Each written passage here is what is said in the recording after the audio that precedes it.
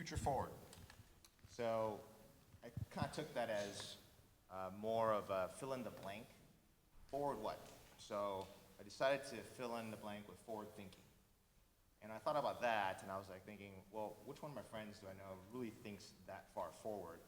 Because no one really wants to talk about family and office. What I do is boring. But on the other hand, I have a very good friend here. His name is John Molina, who has been perennially thinking very far forward. He is a principal, and you may know of Molina Healthcare, the healthcare company that made the S&P 500, including the S&P 500 last year. So that is John co-founded it with his family. So that being said, today's Fireside Chat is really meant to just kind of banter around a little bit. I want to make this very inclusive and interactive. So if anyone has any questions, if I can see through the lights, raise your hand, shout out, and then maybe we can. I have a question, Stan. This is a Fireside Chat, but I don't see a fireplace. Can we get cigars up here? So, but that's the intent. So, really briefly, a little bit about my background. I founded Gemich Family Office in 2008. We've been in the family office space for since then. So, made a lot of different friends, including John Molina here. And so, but you can read his bio. Won't bore you with that. But he himself, as a personality, is anything but boring. So, I'd like to start off just really kind of talking with John, and you kind of get to know him directly as well as we're talking. So, yeah, feel free to jump in. So, with that transition, John, I was just curious too that, taking a company that large public, can you tell us what were some of the highs and lows of that experience? Sure. So I think every entrepreneur sort of has a secret dream of wanting to become a publicly traded company. And at the time we went public, we were not that big. My brother is here, who was the CEO. He happened to join us here. So I want to acknowledge and say how influential he was in going public, but also how influential he's always been for me. We took the company public in 2003 because it gave us the ability to expand not only what the company could do and raise capital, but then since we were a family business, it also gave each of our family members who were shareholders some control over their part of the assets so that they didn't have to go to me or to Mario and as a private company and say, hey, I want to sell some of my stock internally. What was fascinating about going public was just meeting these big funds, meeting folks like you, and the billions and billions of dollars that they control. I mean, you get a sense of how vast our economy is. When we left in 2017, we had operations in 33 states. We were taking care of 4 million people. We had 23,000 employees. And I think what I'm most proud of is we had a vision for where the company was going, and it might have been a little bit ahead of its time. And so what we were doing, or what we tried to do 7 years ago, United Healthcare and Humana and all the big insurance companies are doing now, which is trying to get integrated, trying to get closer to their providers. So it was a exciting ride, and to be able to do it with my brother speaks volumes. So how was that like? I mean, being the odd one out of the group, what gave you the bravery to say, we're going to do it this way versus what everybody else was in the industry is doing? Like, what was going through your mind? You look at what your customer needs, and at the time we were mostly more like a health insurance company with contracts with providers. And what we wanted to do was be a healthcare company where we had a closer relationship with our customers. And so we tried to open up more clinics, try to get more providers on board because we felt that that was a better way to have, somebody mentioned before, stickiness. And it would improve the outcomes for the patients and then ultimately us. So looking back, when you saw the news that Molina Healthcare got included in the S&P 500, how did you react to that? I mean, was it a good thing, bad thing? When we left, I think we were a Fortune 150 company. It's, you know, it's to see your name in the same group as Apple or you know, United Healthcare. It's a great sense of pride. But that's not why we did it. For us, for Mario and I, it was always about what are we doing best for the patients, what are we doing best for the doctors and the other providers. That was what really our focus was. And you know, it still is. When I left Molina, I sold my stock and went into other ventures with the same idea, and that is, how can we combine a profit motive with also the motive to have social benefit? And listening to the other speakers who were amazing, you know, the one thing that I noticed is, what's the focus on the future in terms of technology? But the question is why? Why are we doing all this? And a lot of what drives me is I'm doing this because while I might not be around 50, 60, 70 years from now, I'm going to have kids and grandkids, and what's the world that we're leaving them going to look like?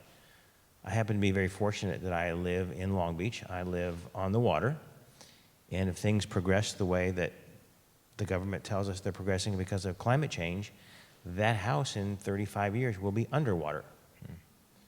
And so what do we do now to try and prevent that from happening? Because I can't move that house any higher.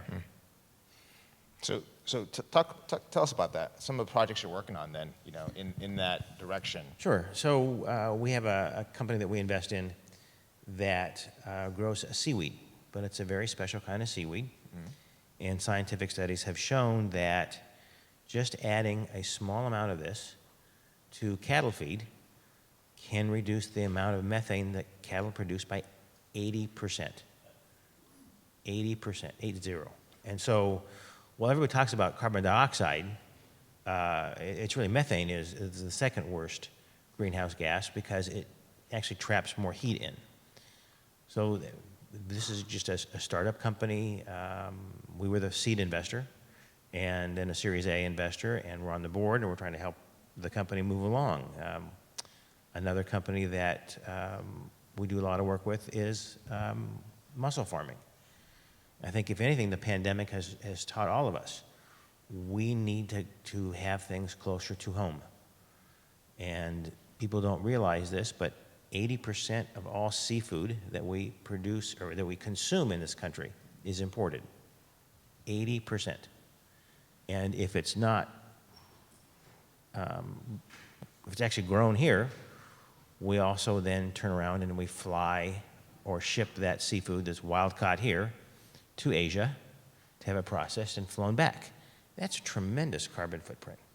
Whereas what we're trying to do is grow healthy seafood just offshore that can be in the water in the morning and on your plate at dinner at night. And that tremendously reduces the carbon footprint. Well, so talk a little bit more about that, because it seems that other countries are, you know, really embracing the, you know, seafood cultivation, and it seems that some of it, what we're doing is behind the eight ball, but yet there's a lot of news out there about the need to revamp our food production. Yeah, I think that and some of the folks who did the blockchain and everything talked about it. For us, one of the real challenges is the regulatory environment. So sometimes when you're trying to do things and be out in the forefront, you're dealing with regulators who haven't thought of that yet. And so they've got to play catch up. So a lot of it is educational. This is something that Mario and I learned in healthcare. We're constantly dealing with state and federal regulators who didn't necessarily understand or have the ability to set the rules that as we were moving so fast. And so I think that as we educate and bring the regulators along, we can increase the speed with which we do sustainable seafood. The blue economy is huge. And what people confuse what we're trying to do is we're not trying to get rid of your McDonald's hamburgers. That's not it. The wild fishery industry has plateaued. So now it's how do we get healthy, sustainable protein for a growing population? And that's kind of why we went into this. We have the only permit to do offshore aquaculture in federal waters. So we're just trying to grow that. And again, farm to table, we're going to do seed to table. And in a world, especially here in California, where up until last year we had water shortages, and well, we can produce a pound of mussels using 1 gallon of fresh water as opposed to 1 pound of meat, which is going to take you 250 gallons of fresh water. So you got to save where you can. First and only federally licensed Correct. mussel farm. That's huge. So how much education did you have to do to the regulators in order to get that? It's constant. So we're actually setting up right now workshops to bring the best practices from around the world here to the U.S. so they'll understand, they can see, touch, feel. We had to have a specially made vessel that was specially made for mussel farming. It has to be built here in the U.S. We just got it. And so part of it is bring them down and take them out to the farm so that they can see what we're doing. Because if people can see, feel, and touch what you're doing, it makes it easier for them to understand. Is that vessel green too, or? This one's not, but this one is diesel. But the plans are in the future to do a hybrid boat, and there's a lot of talk now about electric tugboats. So again, it's the shipping industries, it's the transportation industry that needs to get green as well. Investment in another company that we have takes pollution, or takes trash rather, and can turn it into hydrogen fuel. Everybody wants to have an electric car, but we won't have the infrastructure in terms of electricity and on the grid to meet the demand. I mean, we have brownouts as it is now here in California when temperatures rise. So hydrogen can be, if produced right, it can be a great alternative to even wind and solar energy. So, and do you feel that a lot of that, in terms of moving that direction, is the hurdles tend to be the regulators and some of the legislators? I think so. I think it's the regulators. I think there are groups that don't understand. And so when you talk about taking, the best example in my mind is I can see out there's a lot of people who are having water out of a plastic bottle. The myth is that bottle is going to get recycled. It's not. It's going to go into your purple or your green trash bin, and then it's going to end up in a landfill somewhere, because right now it's not economically viable to recycle that. What we can do is we can put it through our system at varying temperatures and turn that plastic into hydrogen. So now we solve two problems at once. But it's still a stigmatized that, oh, you are burning things and that's going to cause pollution. No, actually the system doesn't. The system, it can be carbon negative. So you're making it easier for the regulators to understand what can be done. We try. We do try. So there's a lot of talk about creating pop-up green cities out there, and even a lot of the regulators seem like they're pushing it, right? So do you have any thoughts or feelings towards that? And that's interesting. In Long Beach, where I live, we're actually renovating 2 buildings. Interestingly enough, they're historic buildings. So they were built in 26 and 29. And one would think that the best thing to do is to, tear them down and build new buildings that are more environmentally friendly. But studies have shown that it's actually more environmentally friendly, less carbon is used to renovate a building that's existing than to start over. But again, it's a tremendous challenge, because you're dealing with modernizing a building that standards were developed 100 years ago. But I would invite you all down, and next spring to come down to the Fairmont Breakers in Long Beach. This is going to be a wonderful hotel, but it's a 1926 was when it was built. Just taking a break for a moment, just out of curiosity in the audience, how many family offices do we have in the audience? Right? The principals or anybody doing green real estate? Yes. Oh, okay, great. Is he? Has? Oh, wow, okay, great. Is same type of issues running with the regulators or?